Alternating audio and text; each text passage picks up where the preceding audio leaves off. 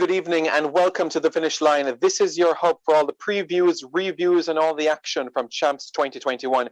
Thank you very much for joining this production of the RGR Galena Communications Group. I'm your host, Simon Preston, and this evening we're joined by expert analyst from the Galena, Raymond Casey Graham. Raymond, good evening to you. Hope you're doing well, Coach. Good evening, Simon. I'm doing well after seeing such a marvelous 400-meter earth record today. I love what I saw today. I'm telling you, day 4 of excitement. The Friday always seems to bring fireworks. I'm telling you, in the past, we've been blessed and pleased to see action in the 100 meters. Today, we're going to analyze things from the 400-meter hurdles perspective. But before we get to that, Coach, what was your highlight of the day as a whole? Calabar, they made a good impression in the field in terms of the triple jump, the pole vault, JC at the end in terms of the hurdles. What was some of the highlights that you had on day 4? Among the girls first, I must say Akila Smith of Eden Allen with 13.42 meters in the triple jump. Also, the young lady from Rossies qualifying Alia Francis in the 200 meter and the 400 meter. When you look at her 400 meters, she ran 54.0. She just just ran the curve and she cruised all the way on the straightaway and still clock. You could see that at his banner running hard and they couldn't catch her. She ran 54.00. So her double performance today was exceptional. Also, I like in the discus throw, the 2 young ladies from Clarendon College, Roxanne Simpson and Kimola Hines, 45.85, 44.98. Clarendon College has been doing very well at this championship, especially in the throws. They have been scoring several points. And to come 1-2 in the discus and upstage in the likes of Eden Allen and St. Jacob, remarkable performance. In the boys now, for me, the 2 400-meter hurdles performances. The one by a young man from KC running sub 52 seconds, Antonio Forbes. And I think that with the appetite for something special in the final event of the day. What a way to end the 4th day. The young man from Jamaica College, Javier Brown, what was so amazing, he stopped at about 10 meters from he reminded me of Usain Bolt. He kissed, he threw a kiss and then celebrated 10 meters from the line. And when you look on the clock, and when we saw 49, it was unbelievable. We couldn't believe that. 49.86. He could have gone 49, say 3 or 4. But it's unbelievable. The fastest high school time ever in 400-meter hurdles. And remember, this is the year of the pandemic. And the only unfortunate thing, there was not a crowd in there to cheer. See it in person is special than see it on television. So kudos to all the people, all the guys in that race. But Brown, that was special for me today. That was a special, special moment for me overall. Yes, indeed. Quite a performance from him to erase the old mark from Ravane Williams from Rhodes Hall. We're going to get to that event quite shortly and recap some of the footage for some of those races. But firstly, Coach, as you know, we had a couple of open events, open finals today. We had the girls' triple jump. We also had the 400-meter hurdles for girls open. When do you think, Coach, we're going to be at a stage where we can have these open events in classes 1 and 2? Are we ready for those events as yet to be separated into classes and not be an open event? Remember, Simon, the boys 400-meter hurdles, it used to be open, but a few years ago, they now have class 2. So maybe soon we may see them in class 3. My concern though, the girls, there are triple jump for class 2 boys and class 1 boys. And the girls, they are open. I think the girls, we should allow the girls now to do triple jump in class 2 and class 1. It's like the boys. So I don't think we'd ever see the steeplechase in classes, 2000 steeplechase. So and that will be untouched. But the girls 400-meter hurdles should be in classes too. Should be class 2 like the boys. Because remember, we have a rich tradition on the world stage in these events. So let them run from early. Like for example, I think this class 4, we need to start in class 4, 70-meter hurdle, and let them run. In high school in the United States, you have to run 100-meter hurdle. So I think sooner or later, it's a need to cut out the 70 and 80-meter hurdle. Because when you're in high school in America, it doesn't matter what grade you're in, you have to run 100-meter hurdle. And that's why at the international level, we're lucky we're doing so well. We have been doing much better. But we can't have any 70-meter. I think Michael Carr, coach of women, a couple years ago, he really spoke about that. And he's very passionate. And I agree with him. Let them run the 100-meter hurdle and call out the 70-meter, 80-meter hurdle. And we'll be doing much better in the sprint hurdle. Indeed, good. That would be good preparation for the future. We had 11 finals on today, 7 on the boys' side, 4 on the girls' side. Coach, Calabar were like a house on fire today. Class 1 in the boys' triple jump, Luke Brown, the champion. Javar Thomas, Class 2 triple jump, he won that event as well. The shot put for Class 1 boys, Kobe Lawrence, 19 meters. And the boys' pole vault open with Keita Campbell and also Julian Francis also getting third in that one, in that event for Calabar. What happened between last night and today to see Calabar go on this rampage of points, especially in the field events, triple jump, pole vault in particular as well, and the shot put? Calabar is a championship team. And this year they have been going through a little patch, but they have quality and they have excellent coaches. We look at the training coaches. There's Jordan Robinson, who coaches Frederick Dakers. And these guys are Calabar. I think Dakers, he attends their training session several times and they are inspired by his attendance there. They have Travis Michael, Chad Wright. Calabar has a tradition of stroll. When you look at the senior team, Calabar has at least the 3 representative and the senior team are from Calabar. And the jumps, I think, jumps, their coach, they're a very inspiring coach who died in February. I think every time when you speak to the Calabar guys, they want to do something for their coach because they were very close to their coach. And I think it was buried last week. And every time you try to interview, it's for the coach.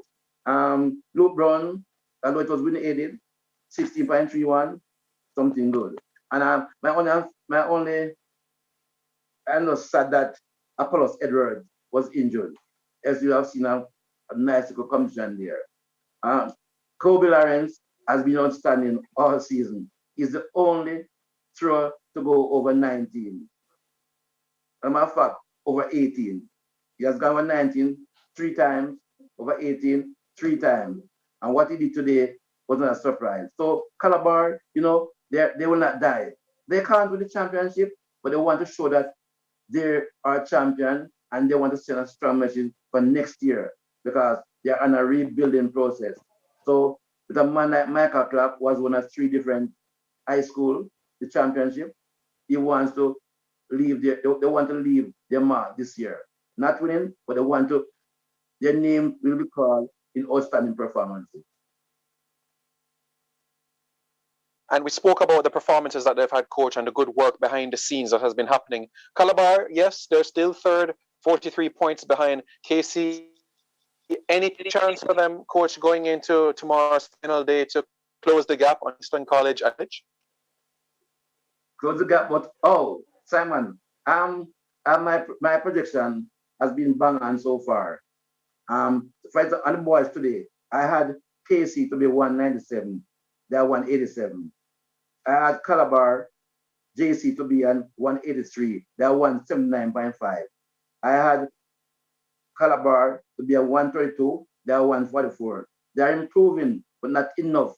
When you look at tomorrow, on the track tomorrow, when the finals start, it will be an avalanche by Jamaica College. Today, they were very unfortunate. They had one miss up where the young man got disqualified in 400 meter, but he came back in 200 meter and showed his class. I'm glad that he was able to come back. And when I saw him running in the 200 meter, he was way behind at the 110 meter mark. But he rallied and he won his semi-final to show grit so that it that affect him in the 400 meter. Jamaica College, they are going to dominate tomorrow. 400 meter, the 800 meter, the 200 meters, the relays in upper classes, and the 4 by an open relay, the 4x4 and sprint medley. So I had them to be 14 behind Casey today. They are just 6.5 behind. So tomorrow, after the first event, we will be in the lead. And from there on, it will be a march all the way to until the final event. They will win. Simon, I had Jamaica to win by 40 points, but they're gonna win by more points based on what they have coming. I don't even mention the high jump, where a young man by name of Pierre, he's gonna win the high jump too. Hopefully, he's the favorite. So it will be an avalanche tomorrow on the track by this team from All Hope Road. Avalanche from the Dark Blues, the Fervent Faithful. Let's see how day 5 action will progress heading into tomorrow. We'll get into the previews later into the show, but before we do that, just a bit of update on the point standing. San Diego, they're in 5th position, 63 points on the boys' side. St. Elizabeth Technical, they have 93 points. They're 4th. Calabar in 3rd position, 144 points. Jamaica College in 2nd position, 179.5 points, and just 8.5 points ahead, Kingston College, the defending champions. Over on the girls' side, it's Edwin Allen leading the way, 202 points. San Diego in 2nd, 177.5 points. Heidel in 3rd, 147.5. Homewood Technical in 4th, 65.5 points. And Wolmer's girls rounding out the top 5 with 45 points. Coach, before we look at some of the semi-finals that we had, the one-lap event, the 400 meters, we had the 800 meter semi-finals as well, the 200 meter semifinals. Before we look at those semifinals and look ahead into tomorrow, you spoke earlier about the performances that Edwin Allen had in the field as well. Akila Smith and Asia McKay in the high jump as well. Roxanne Simpson from Clarendon College as well in the discus throw. In terms of the girls' side of things in the field, was there one performance that stood out to you the most, or as a group, are you proud about the growth that we've had in the field events? Yeah, we have been doing well in the field events. Daniel Dad Thomas in the throw, and we have Ricketts in the triple jump, Kimberly Williams in the triple jump, and those people. I think all at this one they realize what it shows that Jamaica is not only a sprint factory, a country of sprinters. We are diverse. We can do anything. We can throw. We can jump.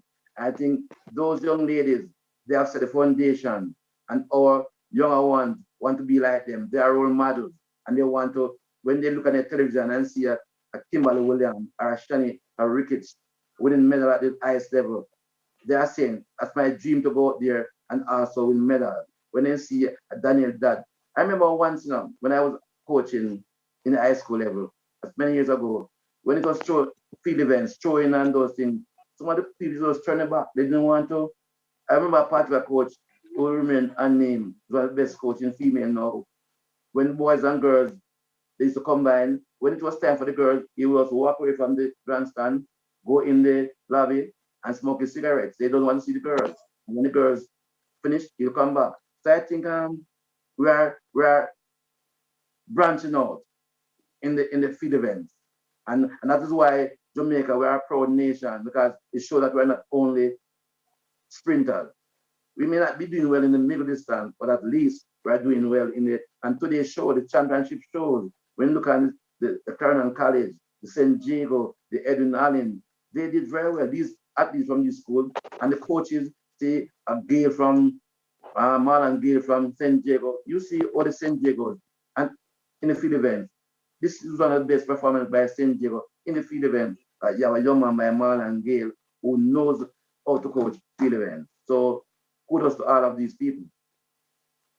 So Roxanne Simpson of Clarendon College winning that 45.85 in the discus throw for Class 1 girls. In addition to that, Akila Smith, Edwin Allen taking the triple jump open for girls, 13.42 meters, just about, you could say, 10 centimeters shy of the record of Kimberly Williams back 14 years ago. And Asia McKay of Edwin Allen taking the Class 4 girls high jump. Some of the outstanding performances we saw in the field today on the girls' side. So, Coach, you think that there'll come a time where Jamaica as a nation will be approaching the World Championships, approaching the Olympic Games, and perhaps aiming for 15 to 20 medals, especially with the emergence of our field athletes? Yes, I do believe so. because we have seen the growth in the field events, and the jumps, and so I think we're gonna have a big squad going to these championships, and we'll be looking at what Tajay Gale has done. He went to the World Championship in Doha. He got a gold medal. Nobody knew about Tajay Gale. In high school, he wasn't a star, and I think their performances have really helped to develop those events now in high school. So in the future, we could see our men are struggling right now, but we could see that struggle go over into the field events where we have more positive results. So although the men are struggling in the sprint, we could have more positive results. Everybody want, and when you look in Jamaica now, we have a lot of clubs. Sorrows, you have Ricky's Club, the club now, you have clubs, field events club now, not track club. You have club now specifically doing field events, throwing, throwing club, people like Michael Vassell and Julian Robinson, they are farming club, and people are going to these clubs. Yeah, certainly a lot of hard work being done behind the scenes for our nation's top athletes, the creme de la creme. So let's head over now to the action on the track where we had the 400 meters, the 800 meters, the 200 meters. Let's start with the one lap event, coach. On the girls' side, we saw Garielle White, who we'll get to quite shortly in terms of the hurdles. She made it through to the final of the 400 meters. Annalie Robinson, very technical, impressing as well. Alia Francis of Rossies. For you, both on the girls and boys' side in the one lap event, what performances stood out to you? And how can we forget young lady from Franco? She could give Franco their first medal and not even a bronze. Navlin Williams went to Franco and has done well for Jamaica at the senior level. We have a young lady by the name of Abigail Campbell. She was the central champ winner. Today she showed her class. She ran 55-44. She's a cinch for the goal tomorrow. And I'm glad that these athletes from the school with not big names, they are making them the Magatil, the Port Antonio, the Rosal. It is good to see that athletes from these schools and you have to give credit to DC Foster College because most of these coaches, they went there and they are spreading their wings. And that is why we have seen all these improvements in these years. So I think the one lap event today was good. I spoke about Alia Francis earlier, and now we start with class 3 girls, see the ideal girls in class 2. I am proud of what I saw today in those events. And on the boys' side now, an intriguing battle we had 2 years ago, coach, in class 2. The 400-meter hurdles for class 2 was, 400 flat rather. Taj Ham, home with technical, Jeremy Bembridge when he was at Tarrant at the time. That was an interesting battle. And now Bembridge, now at Calabar High School, making it through to the final. We know there was some disappointment in the hurdles, but in the class 1 400 meters for boys, any surprises on our hands? Not really. Tajam, I didn't have him in the mix, say 2 weeks ago. But because he was not doing that well, although he came second at the Central Championship, where lost Tyrese Taylor. Because almost started so late, you didn't see the full brunt, but you have seen it now. And Taj is a class act. Bemrich, also good, from Tarrant. He does both events. Archer from Excelsior. It's going to be a very exciting final tomorrow. And it's a pity Antonio Watson is not running the 400 meter. He's in the 200 instead. Yes, certainly it would have been a mouth-watering clash to have the man from Petersfield, Antonio Watson, the world under-18 champion from 2017 in Nairobi, Kenya. So Tasham, Tyrese Taylor of Veer Technical, he's in the mix as well. So is Revon Williams of Jamaica College. He's in the final as well. And in addition to him, we'll get to shortly Javier Brown of JC, who we saw in the 400-meter hurdles. He's in the final as well. Devante Archer, who coach also made mention of quite early as well. So quite an exciting final to look forward to on our hands. The 2-lap event, coach, the 800 meters. Last year, we saw some excitement and some fireworks. Kimar Farquharson breaking that 32-year-old record in the 2-lap event for both the boys and girls side. Your expectations heading into the 2-lap event on both the boys and girls side? 3 athletes had major disappointment in the 1500 meter 2 days ago. 2 from Eden Allen, their class 3 athletes, and their class 1 athlete. So I was happy to see they saw them today coming out and doing well. And Rashina Doyle clocking 2:16 and advancing as the fastest qualifier for the thing. We saw Rikisha, Samuel, and what I like today, especially young man from JC, Javon Blake. He was a cinch for the double. Today he came out and demonstrated his form in no uncertain way. He ran an impressive 800 today. And overall, Edwin Allen and Jamaica College, the 800 is the strength of these teams. And they came today and both teams put on a show in all classes. And that is why this championship will be leading towards those teams. We saw some good 800 meter. Jamaica College guys, they were 1 and 3, 1 and 2. They're gonna score a lot of points in those events. I didn't see much from St. Diego today in the middle distance, St. Diego girls. It was an Eden Allen and an Ogun show. I am wondering, I said to myself, if they had started training earlier.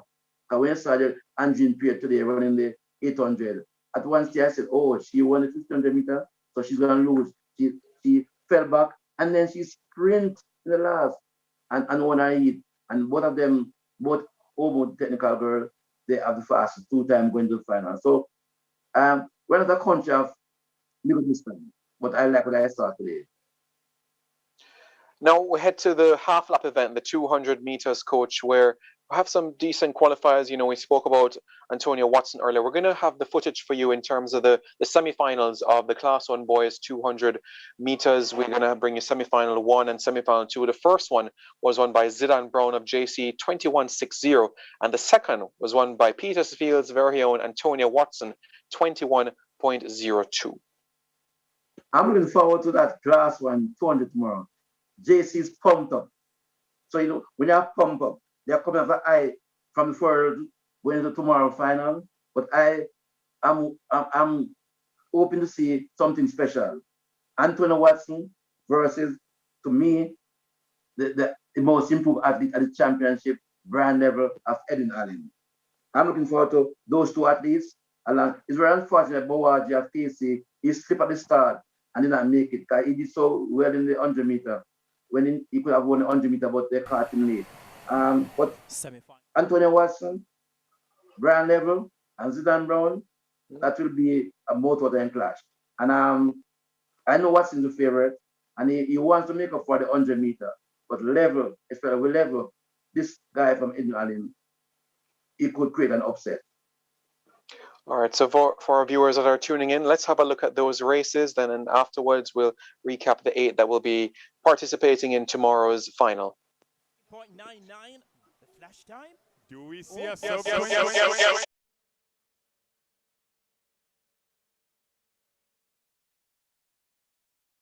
Peter Spencer?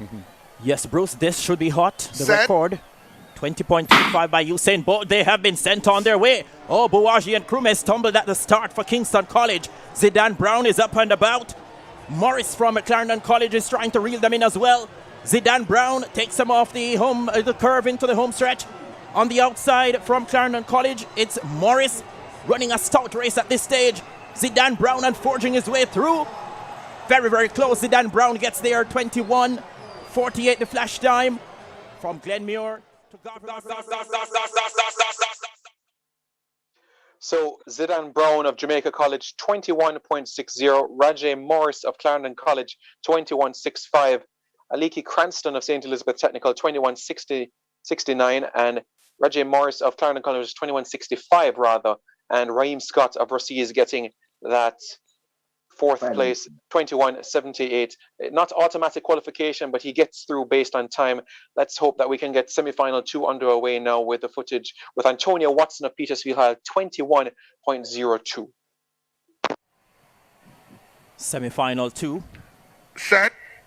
The set position. Away they go now. Antonio Watson up and about already. Lavelle is in there as well. Lavelle is running a stout race for Edwin Allen. Antonio Watson, the 400-meter strength of his, should kick in now. Or will it? It's Watson, Lavelle, and on the outside from KC Carr. Watson gets there from Lavelle and Carr. 20.99. Antonio Watson of Petersfield, 21.02, the same time given to Brian Lavelle of Edwin Allen, 21.02. Adrian Carr, the Class 3 champion from 2018 out of Kingston College, 21.18. Adrian Carr also was a medalist in the Class 3 100 meters 3 years ago as well, so has some pedigree within the sprints. And Mark Daly of Herbert Morrison, 21.69. All right, let's now head over to the 400-meter hurdles. Firstly, this time for the girls. It was an open event. The last three winners of this event: Gabrielle McDonald of Edwin Allen, 2017, Cheyenne Salmon of Hydel, 2018, Lashana Graham of Edwin Allen, 2019. What about 2021? Well, there is a very special young lady, and that is none other than Garielle White. Let's have a look at that footage. Taco of Excelsior on the outside. 400 meters hurdles open final for the girls, a record 55.78 by Cheyenne Salmon when she attended Hydel in 2018. They have been sent on the way now, and it's a clean start. Look to the middle of the pack to the Hydel captain, Garielle White. Rising early, Kalisha Palmer of Homewood Technical is very much in business at the moment. St. Elizabeth Technical's Green is trying to stay with them. Bridget of Veer Technical is a lively contender at this stage. Taylor from Homewood Technical, White, the Hydel captain, those two out front, followed through by St. Jago's Davis. Garielle White, the Hydel captain now, leads them into the home stretch, spins off for hurdle number 8. Garielle White looks comfortable, she's confident, she is in command. Garielle White, streaking her way to victory, is a champion of the 400 meters hurdles open for girls. Convincing and commanding from Garielle White, 57.65 for her, and the first Hydel athlete to win this event since Cheyenne Salmon in 2018. Let's now have a look at the 400 meter hurdles for Class 2 boys. Well, this event, Kingston College has dominated in recent times. Jaden Brown in 2019 winning this event. Dean Clark of Calabar in 2018. Jeremy Farb Wolmers in 2017. In this event in 2021, it was Antonia Forbes of KC. Prendergast, Pinnock, Forbes, Blake, Jennings, Hall, Malcolm and Gardner all locked in battle now. Blake and Jennings. There goes a tall ranger figure of Kingston College's Shamari Jennings. On his outside from Excelsior, that's Richard Hall. Running well on the inside as well from KC, that's Antonio Forbes. And on the outside from Jamaica College, we have got Malcolm and Gardner. Jennings it is, prompting the initiative now. Getting some competition from his teammate on the inside, that is Forbes. Forbes takes them off the curve and into the straight. Jennings, it's a 1-2 being held down by Kingston College at the moment. St. Elizabeth Technicals, Blake is trying to come on, but surging through now to land the gold medal for Kingston College on the inside, Antonio Forbes. And the second record at the championships, well, we had to save the best for last, didn't we? The 400 meters for Class 1 boys. The record of Ravane Williams of Rhodes Hall in 2018, the 49.94, is now history. Step forward, Javier Brown, JC, 49.86. 9.94 set by Ravane Williams, formerly of Rhodes Hall. Sent on the way now, the first time of asking for the 400 meters hurdles final for Class 1 boys.